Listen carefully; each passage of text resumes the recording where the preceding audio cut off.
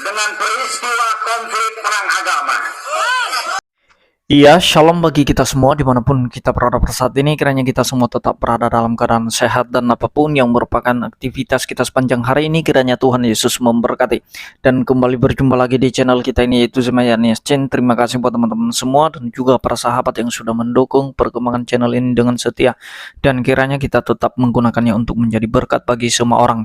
Nah teman-teman, pada video kali ini saya membagikan kepada kita semua di mana ormas datang di Polda Lampung dan mereka meminta agar Wawan atau RT yang kemarin membubarkan ibadah atau yang masuk ke dalam gereja mencoba memaksa untuk menghentikan ibadah yang sedang berlangsung, dan mereka meminta agar dia dibebaskan.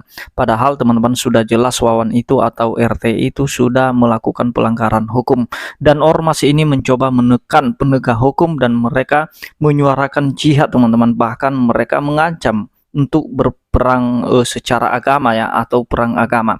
Dan kita lihat teman-teman, kalau ini tidak dihentikan atau tidak ditindak ormas-ormas ini teman-teman, ini bakal menjadi gaduh negara kita teman-teman. Tidak ada kerukunan lagi nanti. Sebelumnya mari kita simak videonya yang berikut ini. Niawan terkait pembubaran ibadah umat gereja di Bandar Lampung, diprotes ratusan massa ormas agama. Mereka menggelar aksi unjuk rasa di Polda Lampung agar Wawan dibebaskan. Sebelumnya, Wawan ditahan sebagai tersangka kasus penistaan agama terkait pembubaran ibadah gereja. Ketua RT 12 Kelurahan Raja Basa Jaya itu dijerat beberapa pasal KUHP. Namun ratusan massa ormas agama tidak terima dan memprotes Polda Lampung.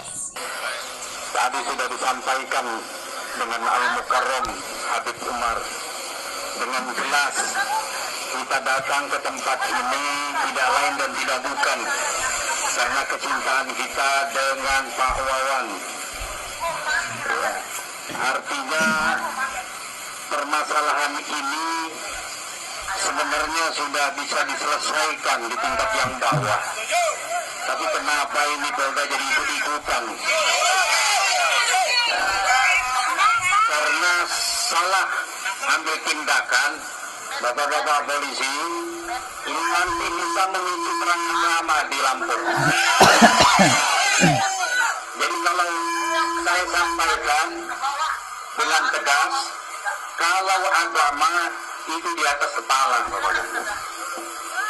Jadi kalau kita bicara agama, itu yang paling puncak dalam kehidupan umat Islam. Jadi kalau sudah bicara dia, nah itu nanti ada kalimat jihad. Kalau sudah ada kalimat jihad, senjata angka 47 yang ditodongkan ke kaum muslimin itu tidak ada artinya. Dengan atas izin Allah, peluru itu tidak ada rasanya di badan musuh.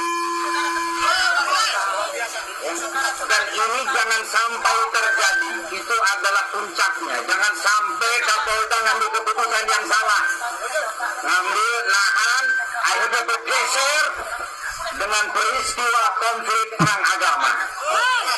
Nah, itu dia videonya teman-teman ya. Kita sudah melihat bagaimana mereka bersuara di depan Polda Lampung.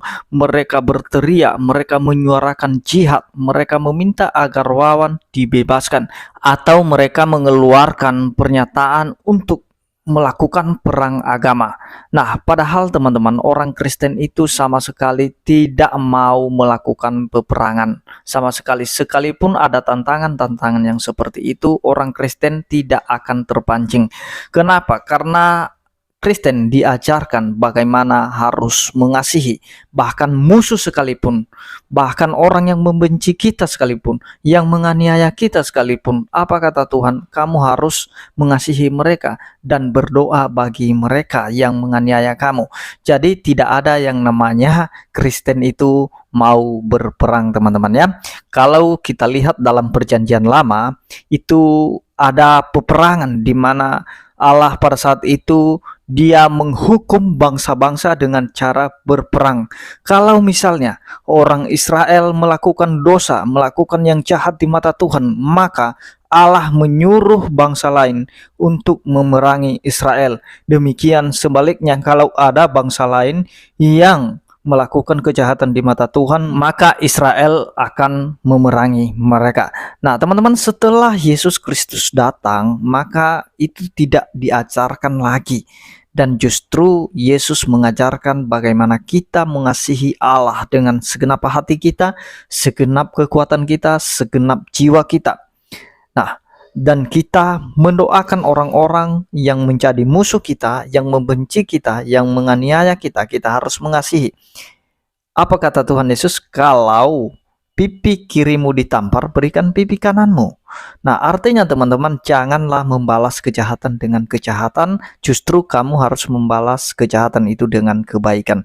Tapi lucunya ormas ini sudah tahu si Wawan ini atau RT ini sudah melakukan pelanggaran hukum, itu sudah jelas-jelas melanggar hukum, teman-teman.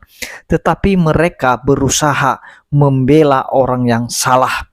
Nah, seharusnya ketika mereka menjadi ormas di situ, justru mereka menjaga bagaimana supaya keadilan itu ditegakkan. Malah mereka membela orang yang salah dengan atas nama agama. Nah, jadi mari kita waspada teman-teman dengan ormas-ormas yang seperti ini. Mereka menyuarakan perang agama. Orang Kristen tidak akan pernah melakukan hal itu. Dan percayalah bahwa justru orang Kristen akan mendoakan kalian bagaimana supaya kalian itu bisa sadar, bagaimana supaya bisa bertobat, tidak melakukan hal-hal yang jahat, apalagi berperang. Bagaimana kita memerangi sesama anak bangsa kita. Justru kita harus menjaga kerukunan, kedamaian, karena itu jauh lebih indah. Kalau memang orang itu salah, ya biarlah hukum yang berjalan, teman-teman. Biarlah proses hukum yang berjalan. Jadi demikian kalau misalnya ada dari pihak minoritas misalnya yang salah atau melakukan penistaan atau menutup ibadah atau melarang sholat orang muslim misalnya kan, ya tapi itu harus ditindak juga. Dan orang Kristen percayalah tidak akan pernah demo. Bahkan kita lihat pendeta Yusuf Manubulu saja, beberapa apologetik Kristen sudah diproses secara hukum. Orang Kristen itu tidak pernah menyuarakan yang namanya perang agama. Tidak pernah. Kenapa? Karena tidak diajarkan di dalam kekristenan tentang peperangan itu. Jadi itu yang perlu kita perhatikan, teman-teman.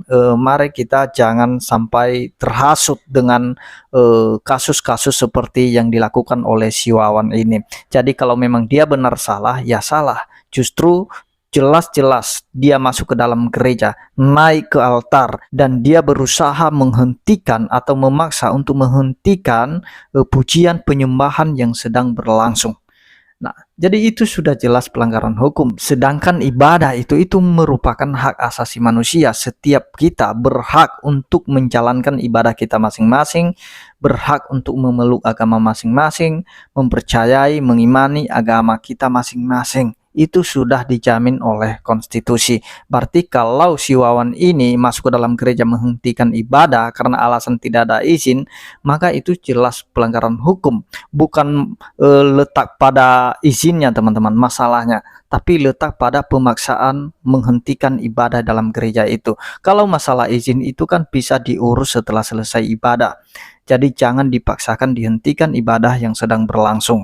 Nah, kalau misalnya belum keluar izin, justru bagaimana RT itu bisa mengusahakan supaya izin dikeluarkan. Bagaimana dia bisa memberikan solusi kepada warganya. Jangan hanya mendatangkan masalah saja tapi tidak ada solusi. Nah, padahal itu yang dikatakan oleh undang-undang, kalau misalnya gereja tempat ibadah tidak ada izinnya, ya mesti pemerintah harus memberikan fasilitas, menyediakan tempat untuk beribadah bagi mereka yang tidak mempunyai tempat ibadah. Nah, itu sudah jelas-jelas, teman-teman. Mari kita tetap menjaga toleransi, kedamaian. Yang salah biarlah diproses secara hukum, siapapun dia, karena kita semua sama di mata hukum, karena keadilan itu bagi seluruh rakyat Indonesia, bukan sebagian rakyat Indonesia. Demikian yang saya sampaikan, teman-teman. Kiranya Tuhan Yesus memberkati kita semua. Shalom.